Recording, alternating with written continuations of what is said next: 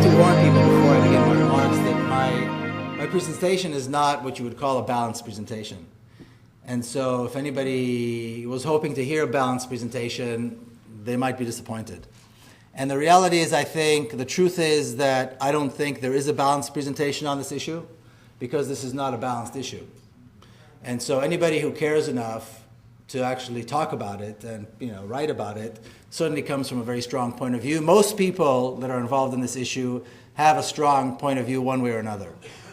And so I don't know that anybody gives a balanced presentation, but I like to put it out there in advance just to kind of, make sure you're aware of what might be coming your way. What's interesting about this issue is that so many people feel very strongly about Israel-Palestine, yet certainly in North America, both in the US and here, more often than not, the sentiment comes from good intentions, but goes the wrong way. And the support is overwhelmingly towards the wrong side of the conflict.